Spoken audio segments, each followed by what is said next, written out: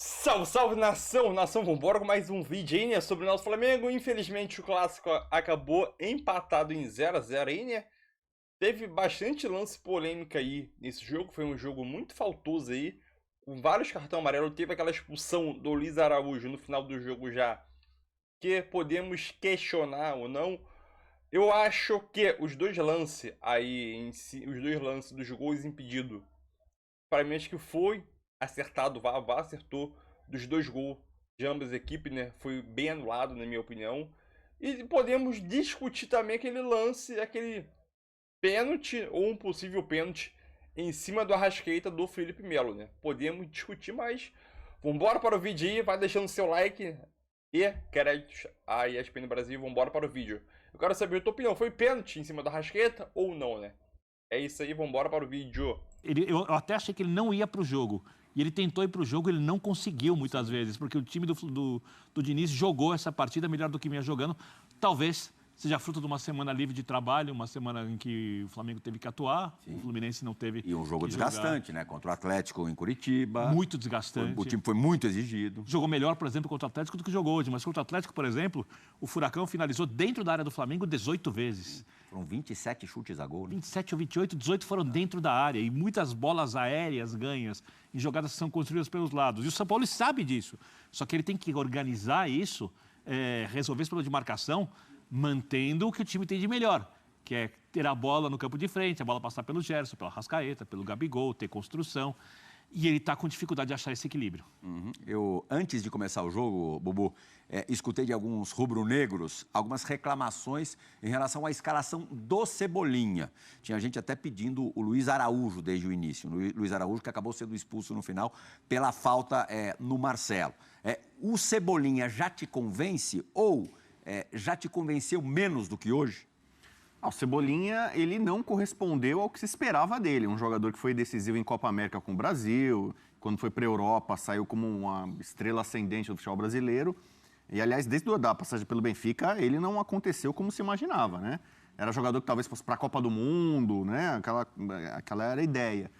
E custou caro, né? Tudo bem que o Flamengo tem bastante dinheiro, tem feito altos investimentos. E aí você espera um retorno à altura. Ele nunca entregou isso. Só que eu acho que ele já teve momentos piores. Hoje é um jogador mais útil do que ele já foi nessa passagem pelo Flamengo. Então eu não acho tão absurda a escalação dele na frente ali com o Gabigol. O Flamengo teve mais desgaste físico. E esse é um duelo muito interessante entre Sampaoli e Diniz, que é a tal da intensidade, né? Pega nesse ano a história de Fla-Flu. No Carioca, o Fluminense conseguiu se impor de forma categórica. O Flamengo não estava bem fisicamente, teve tudo aquele problema, aquele drama, muitas competições no começo do ano. Carioca ainda com VP, quase né? 2 meses de férias. O Fluminense engoliu, o Fluminense atropelou o Flamengo. Era, né, o campeonato estadual. Depois já teve na Copa do Brasil, o cenário já se inverteu. O São Paulo chegou, teve 29 dias seguidos de treinamento, você já percebia várias das peças do Flamengo num estado físico melhor, e aí acaba prevalecendo um pouco a questão técnica, a qualidade individual, que é maior no Flamengo. Para o jogo de hoje, o primeiro tempo, para mim, foi equilibrado e com a tal da intensidade, que é a palavra que todo mundo repete no futebol, porque intensidade é o que pede o Sampaoli, sobretudo, né? Ele roda time, mexe, né, busca soluções alternativas para manter sempre um time fresco e intenso. Ele conseguiu isso no primeiro tempo. E aí foi equilibrado. Fluminense mais descansado. Vamos falar, o Fluminense estava, digamos, recuperado. O Ganso voltou a jogar bem, que era um jogador fundamental. No melhor momento do Fluminense no ano, o Ganso estava voando. Gente pedindo o Ganso na seleção. E o técnico na seleção ainda não era o Fernando Diniz. Então o Fluminense no segundo tempo, para mim, estava mais inteiro, estava mais forte, né, mais descansado. E, por isso, quase o Fluminense, no segundo tempo, conseguiu a vitória, foi superior. Mas vamos lembrar, né? O Ayrton Lucas faz uma falta danada. Sim. O Fabrício Bruno, está aqui, o capitão, também era um desfalque para o Flamengo, né, na zaga. Mas o Flamengo, você não pode chorar, né? O time que tem o melhor elenco da América do Sul, né, que contrata tanto, que tem o Luiz Araújo chega, né, parece que já joga há 500 anos no Flamengo. Hoje não foi bem, né? Hoje acabou sendo expulso. Mas a arbitragem, eu acho que vai ser uma boa discussão para essa partida, né? 2 gols anulados que não são tão comuns, né? Falta lá E muito parecido, lá longe, né? Só um detalhe sobre as escalações. A escalação, o treinador tenta aquilo que tem lógica para ele e o que ele pensou realmente tem lógica. Porque, exatamente para tentar cercar um pouco mais os lados do campo, ele coloca os Evertons, o Ribeiro do lado direito e o Cebolinha pelo lado esquerdo, que tem que recompor, eles precisam ajudar os jogadores que atuam mais por dentro. O Gerson abre muito pela esquerda, mas o Gerson veio jogar um pouquinho mais perto do Thiago Maia quando o Flamengo não tinha bola. Você pode ver que ele fechava um pouquinho mais por dentro. Ela se mostrou menos eficaz do que o treinador gostaria que fosse. Capita ia falar alguma coisa antes? Não, eu só ia falar que os lances dos gols, né, que foram anulados são muito parecidos, né, Plirra? Essa é a observação, né? Que é uma jogada que após a falta, vem um contra-ataque logo na sequência, né? Poucos toques na bola, até o arremate em gol. E aí a gente vai ter o Gaciba para falar. O Gaciba daqui a pouquinho vai estar com a gente participando do Sport Center. A boa notícia, também não chega a ser nenhuma novidade, mas ele viveu um período de instabilidade nessa temporada. Principalmente ali na reta final do campeonato estadual, quando o Fluminense levou larga vantagem sobre o Flamengo, mas que voltou a jogar bem e ser decisivo é o Gabigol, né? Sim. Gabigol teria uma semana perfeita se o gol do Flamengo não tivesse sido anulado. Ele fez o gol da tranquilidade no meio da semana na Copa do Brasil contra o Atlético e hoje fez o gol que seria da vitória. A anulação não é culpa dele, não é responsabilidade dele. Tem jogadores que vão ganhando crédito de acordo com o que fazem no clube, então jogadores vão perdendo crédito, né? Eu penso muito futebol dessa forma. E esse, para mim, eu gosto de falar, Plihal, dessa nova geração, da geração nova, geração que é a segunda melhor geração de futebol que o Flamengo teve da história, o maior jogador. Sim. Para mim, o melhor deles, tecnicamente, é o Arrascaeta. Para mim, o Bruno Henrique é o que tem mais identificação com a torcida, o melhor da melhor campanha. Então, é o meu preferido desses jogadores do Flamengo. E o maior é o Gabigol. E o Gabigol, para mim, ele encaixa muito mais na ideia de jogo do Sampaoli do que encaixa o Pedro. Porque o Gabigol se aproxima mais para fazer as tabelas, mas é de uma ideia que o Sampaoli está implementando, não está pronta.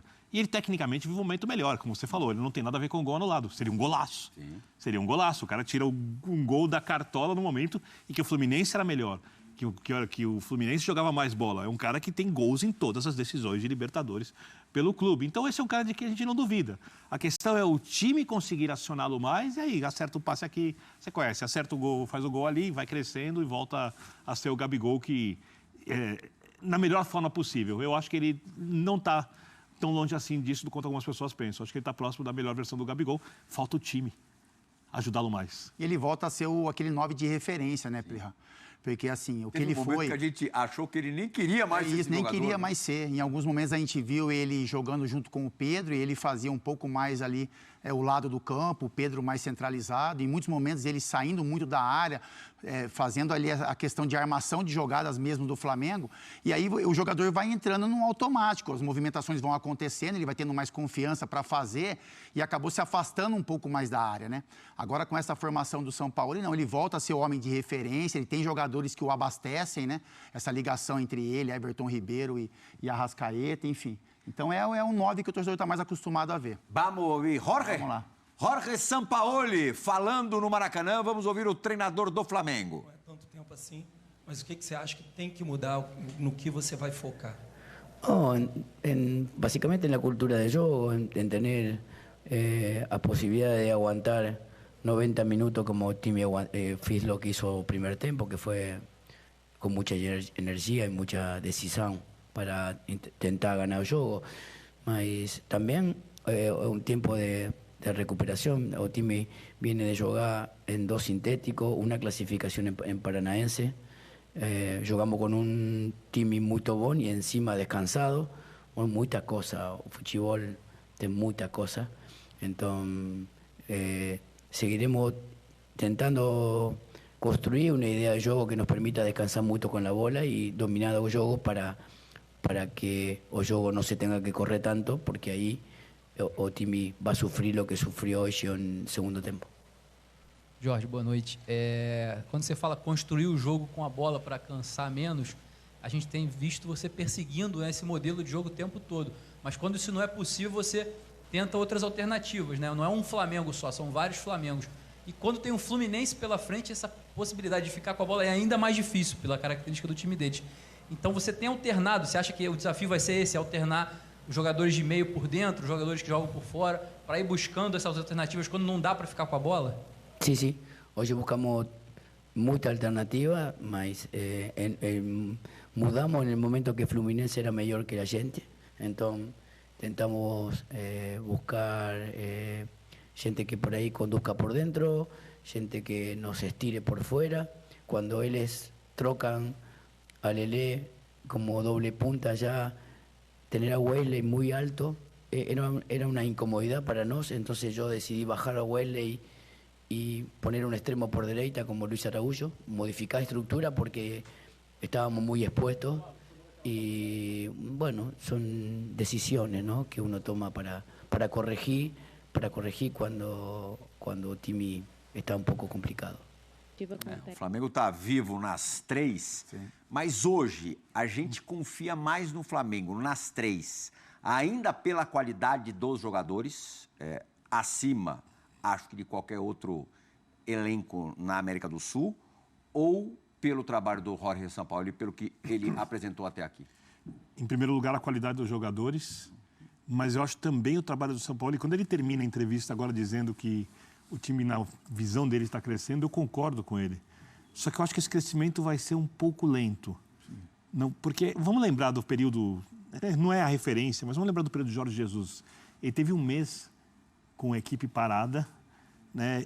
Era mês de Copa América, ele trabalhou a equipe e voltou a jogar, a equipe foi crescendo mais rápido do que está crescendo agora, mas não foi do dia para a noite. Foi eliminada pelo Atlético Paranaense, por exemplo, numa Copa do Brasil. Eu lembro ele indo falar cara a cara com o torcedor no aeroporto, o torcedor do Flamengo protestando naquela oportunidade.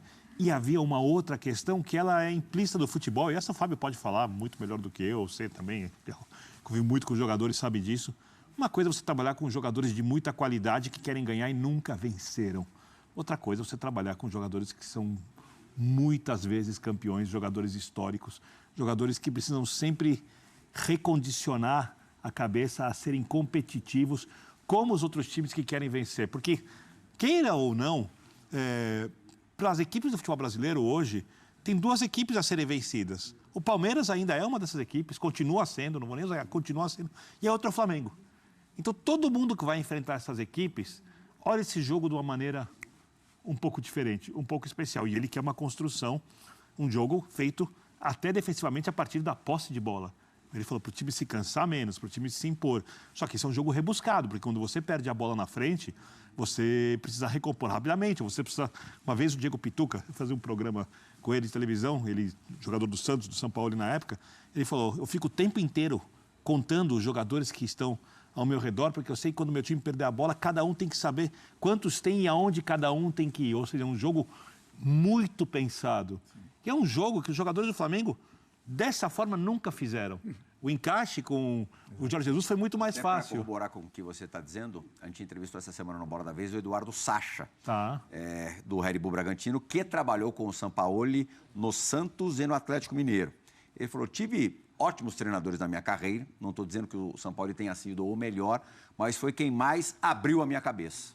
Então, porque eu gosto sempre de falar, futebol é um esporte que você joga com a cabeça e pratica com o corpo, só que você hoje em dia joga muito mais sem a bola. Tem estudos feitos na Espanha, o professor Calçade trouxe isso uma vez, cada jogador toma mais de 2.000 decisões no jogo de futebol, de onde se posicionar, para onde se movimentar, o que vai fazer, e o jogo do Sampaoli é um jogo muito inteligente, e você não faz isso se encaixar do dia para a noite com velocidade, até porque o jogo de futebol encaixado é quando o movimento está quase automatizado, quando ele é quase inconsciente, quando o jogador faz todas essas coisas que eu estou falando, sem ter que pensar muito, já está automático isso. Isso vai demorar algum tempo, então eu consigo entender, eu entendo a construção, eu entendo as decisões do Sampaoli, eu acho que o time está bem encaminhado, mas ainda é um time muito mais perigoso pelas individualidades do que propriamente pelo jogo coletivo. Você gostava, Capitão? O Gaciba já está pronto, daqui a pouquinho a gente já vai chamar o Gaciba. Você gostava de treinadores inventivos e que exigiam que vocês pensassem mais no jogo também? Eu acho que faz parte de um processo, né? Eu acho que assim, o Sampaoli, essa construção, eu concordo com o Bini, que vai demorar um pouco mais. Porque ele preza muito pelo lado coletivo, né? Então, assim, o Flamengo é um time que por muito tempo, logicamente que o futebol ele é coletivo, mas ele usava isso para uma finalização na questão individual, né? Então, eu acho que isso é um trabalho. O São Paulo, ele repete muito pouco escalação, então eu acho que isso tem muito a ver com o que o Birner falou, de se criar o automático. O Flamengo tem a ideia de um time competitivo vencedor, quando também tinha na ponta da língua a escalação do time, né? Então, você vai jogando, você vai criando mais entrosamento, vai criando esse jogo em automático, e o São Paulo ele tenta criar isso dentro de todo um elenco. Então, ele mexe na escalação, ele mexe nas substituições, ele coloca, como colocou hoje o menino aí, o André, que poucas oportunidades teve.